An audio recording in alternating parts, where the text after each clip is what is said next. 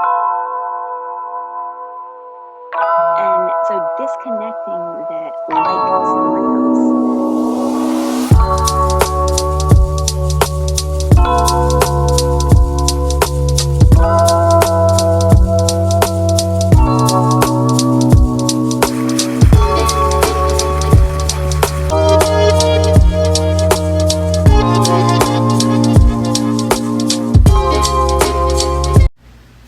Hey, Dr. Nicole here. So welcome to my channel. Welcome back. Thank you so much. If you like the content you see here, please feel free to hit the subscribe button. I would really appreciate it. But today we're going to talk about homeschooling. So one question that I do receive often is like, why are you homeschooling? Or what made you decide to homeschool? And it's not always from a place of skepticism. Sometimes from a place of just, I don't know, right? Or I'm thinking about it and I'm curious. And then sometimes it is from a place of skepticism. Like, do you know what you're doing? And I'm like, hey, have you met me? Of course. And if I don't know, I'll figure it out. Because your girl is resourceful. I'm going to figure it out. I will learn how to do something in a minute. Okay? Uh-oh. Ooh. Okay, so anywho, so yeah, so we're gonna talk about why. I'll give you just like a few pointers of why we make the decision, and then yeah, so I'll get out of your way. All right, so number one, experiential learning. Experiential learning was important to my husband and I. Instead of reading about national parks, why not go visit one? Instead of reading or watching a video in a different culture, why not go immerse yourselves in it, right? That doesn't mean be there for 3 months, but you can certainly, go and spend a few days or a week or whatever and experience it firsthand. Culture is key, and exposure is crucial to creating a beautiful and diverse perspective. And if we're honest, if we look at the state of our country, you understand that some of the most divisive are very limited in their perspective. And I believe to be limited in your perspective is to lack the desire for knowledge, which is the opposite of intelligence. So I'm just going to put that right there. Anyway, I digress. Back to the matter at hand. So experiential learning was something that's really important to us, and that's something we wanted. I remember being on a flight. I think my mom and I were on a flight a couple years ago, and this little boy, he had to be all of 8, I think, maybe 7 or 8, and he was traveling alone. And so, the stewardess was, it was, there were actually 2. They were both traveling separately, but had, Overwatch or what have you. And so the stewardess asked what he would like to drink. And he said, a sparkling water, please, and an apple juice. I said, oh, well, you've done this before, haven't you? I was like, oh, okay.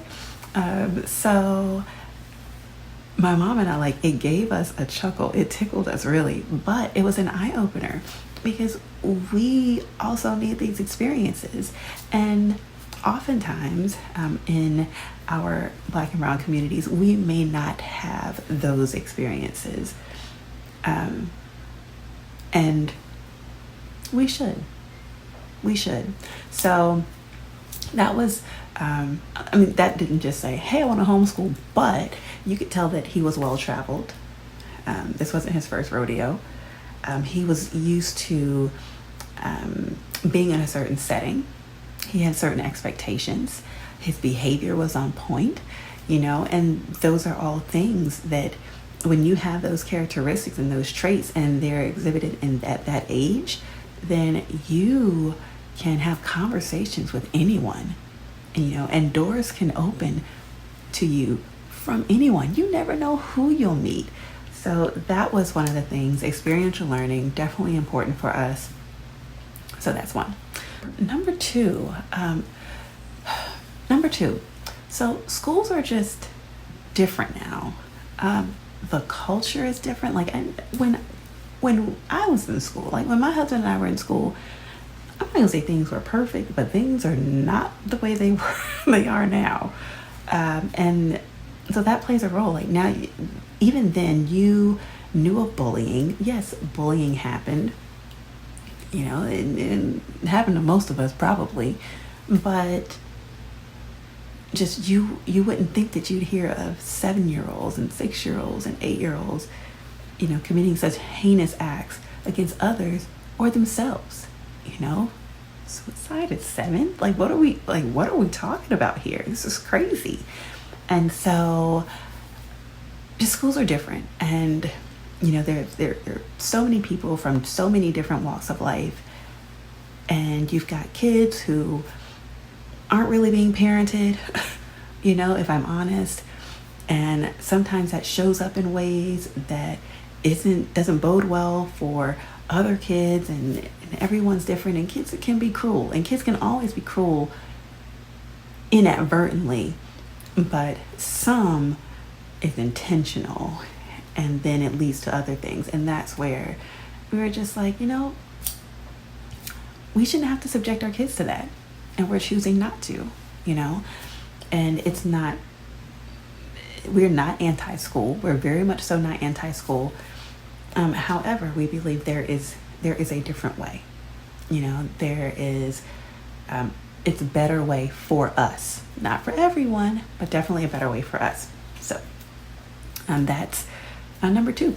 Just schools are different, the culture is different, and we're choosing not to be a part of that. Number 3, when we look at homeschool, the opportunities and exposure are limitless, right? Real world teaching provides experience in many areas that you normally wouldn't get in a traditional school setting. Not that you can't, not all schools are not created equal, I understand. However, traditionally, there are things that you can do with homeschool that you never would be able to do with traditional school. It's just not a thing.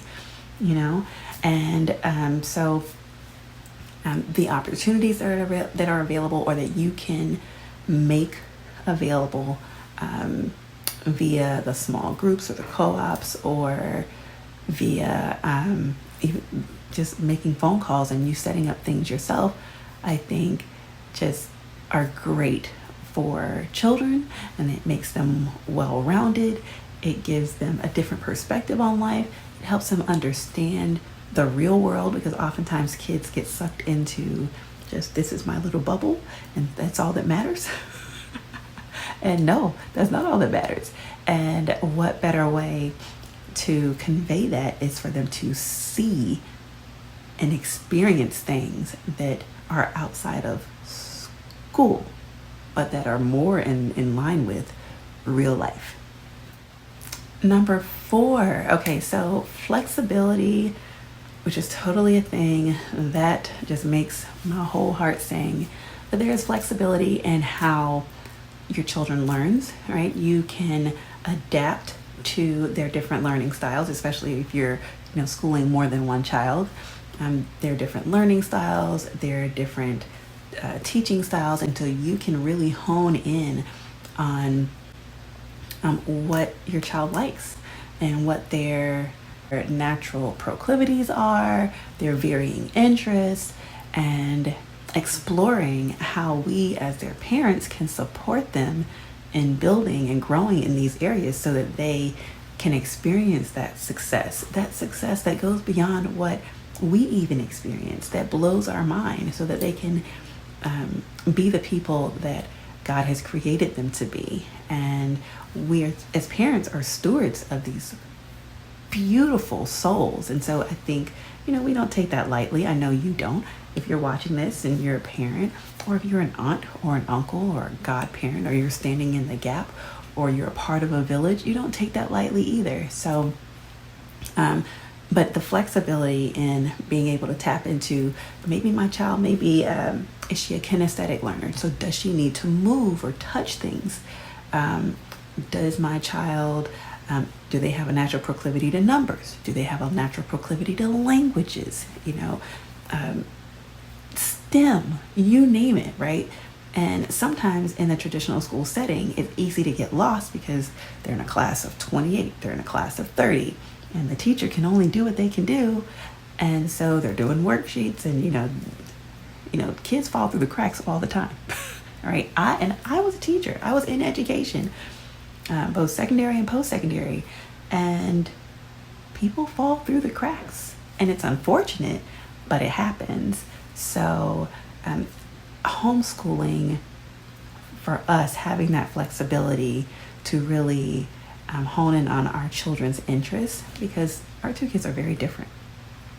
They're very, very different, but being able to give them what they need to be successful is really, really important. All right, number 5, we understand the meaning of sacrifice and are committed to building intelligent and productive members of society who have the heart of Christ and understand the meaning of living out loud on purpose while also being of service to others. And that's important to us, And then the last one is very much so a personal decision and not one we've taken lightly. I mean, we have researched and read and prayed, and we know that God has led us here. And if He's led us here, then He is continuing to lead us along this journey. And so I will tell you, if you are contemplating it, if you're curious about it, if it's crossed your mind, ask around. There are resources available to you. You can always reach out to me on my IG handle is Dr.Nicole McCarty. You can drop a comment there. You can private message me there, or drop a comment here, private message me there. If you have questions, if I don't know, because I do not know everything. I don't know a lot, but what I do know, I will share. But if I don't know, I can at least try to point you in the right direction of someone who might give you a better answer than me, okay? Or a better answer than I would have provided. So I would tell you, just if God has laid it on your heart, don't dismiss it. Oftentimes you may run into naysayers, and sometimes those naysayers, they might be those closest to you because they love you. And sometimes they'll say things just out of ignorance. They just don't know. It's something new. Sometimes old school, they'll be like, homeschool. What are you doing? You're like, it's totally a thing. I promise they're going to be great. And there are some educators, and I love my cousins, but there's some educators who are like, anytime I've gotten a student who was homeschooled,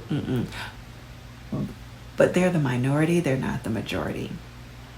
And so it's a whole community, but if you're not a part of that community, then you can make assumptions about that. And I think that's something we all can relate to, because whether it's your color, whether it's your gender, whether it's your political affiliation, whether it's your religious belief, there are, I'm pretty sure, times where someone, or one's plural, have made assumptions about something that is a part of you, and it's because they're not a part of the community, right? So, just don't take it to heart, but definitely do your research and make sure it's something that if you're with a spouse, make sure you and your spouse are on board with it. And sometimes they have to kind of see it in action, but when you're well read and well researched, then it's a bit better than just kind of like flying by the seat of your pants and you know nothing about it, right? So there are resources on Facebook. There are a ton of homeschool groups. There's the Southeastern Homeschool Expo. It just ended today, but it's every year and it's phenomenal. It's our 3rd year going, and each time we meet cool people, we forge wonderful friendships, and you learn a lot, and then there are resources there. And this is a community of people who just give. Like, they don't mind sharing. They will give and they will share their knowledge and their experience, and they will tell you, listen, this is what worked for me, but by all means do what works for you. And there are a multitude of things that you can do. So I said all that to say, do your research. If it's something that's on your heart, don't let it go. pray on it, and begin to walk the path and know that God is with you. So that is all I'm going to say about that. So anywho, that's all. If you've liked my video, I would encourage you hit the subscribe button if you already haven't. But thank you for watching. Hit the subscribe, it's right there. Yep, go ahead and hit that, and you'll be notified anytime I drop something new. All of my content kind of under the umbrella of whole person wellness, but I do homeschool journey, sister lock journey, health and wellness, corporate wellness, and all of it is me, right? So that is all. So I will get out of your way, but love and blessings. You enjoy your day, enjoy your evening, and I will talk to you soon. See you next time. Love and blessings. Toodles.